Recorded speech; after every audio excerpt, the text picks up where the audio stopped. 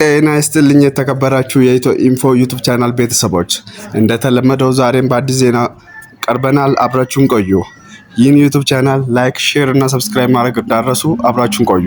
ፕሬዝዳንት ዶናልድ ትራምፕ አወዛጋቢ መልእክት አስተላለፉ። በአሜሪካ ኑሮ ውድነት በጣም እየጨመረ ነው፣ እንደዛውም የነዳጅ ዋጋ በጣም ተወዷል እና አስተዳደሩ ለዚህ ምን መፍትሄ አለው ብሎ ነበር የተጠየቀው። ፕሬዝዳንት ዶናልድ ትራምፕም አወዛጋቢና አስደንጋጭ በሆነ መልኩ እንዲህ ብሎ መልሷል። አሜሪካ ውስጥ ኑሮ መወደዱ ወይም የነዳጅ ዋጋ መጨመሩ ለጊዜው ትኩረት የሚሰጥበት ጉዳይ አይደለም ብሎ አወዛጋቢ መልስ መልሷል።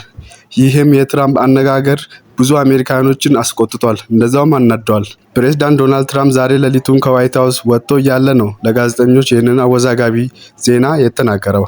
ትራምፕ እንዳሉትም ከሆነ በዚህን ሰዓት የአሜሪካ ገንዘብ መውጣት ወይም የኑሮ መወደድ አይደለም ቅድሚያ የሚሰጠው። እኔ በዚህ ሰዓት ላይ ቅድሚያ የሚሰጠው የኢራንን ኒውክሌር ጦር ማብላላት እንዲኖራት መፍቀድ የለብኝም። አሁን ላይ ይሄ ብቻ ነው እኔ የሚያሳስበኝ ብለዋል። በጦርነቱም አሜሪካ ላይ ስለሚደርሰው ኢኮኖሚካዊ ጉዳት ምን ትላለህ ብሎ ሲጠየቅ እንዲህ ብሎ መልሷል። አክሲዮን ገቢያችን ከምንም ጊዜ በላይ ከፍተኛ ደረጃ ላይ ናቸው። ገቢያችን ከፍ አለም ዝቅ አለም ኑሮ መወደዱ ወይም የነዳጅ ዋጋ መጨመሩ ሳይሆን ኢራን ኒውክሌር ማብራሪያ ይኑራት አይኑራት ላይ ተወጥሬ ነው የሚገኘው ብለዋል። ይህንንም ደግሞ መቼም ለኢራን አልፈቅድላትም።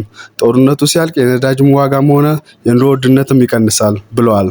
ውድና የተከበራችሁ የኢትዮ ኢንፎ ዩቲዩብ ቻናል ቤተሰቦች፣ ለዛሬ ያቀረብነው ዜና ይህን ይመስላል። እናመሰግናለን። ዩቲዩብ ቻናላችን ሰብስክራይብ እና ላይክ ማድረግ እንዳትረሱ።